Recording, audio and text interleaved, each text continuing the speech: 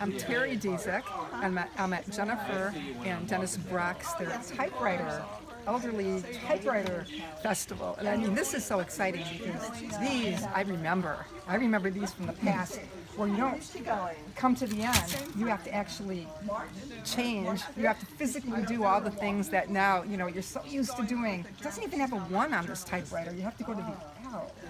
If you want to do an exclamation point, you got to hold this down, hit the 8, which is I'm not sure what that is, the apostrophe, backspace, and hit a period. You forget this. This was life. I mean, like 45, 50 years ago, this is how it was for everybody. These are so much fun.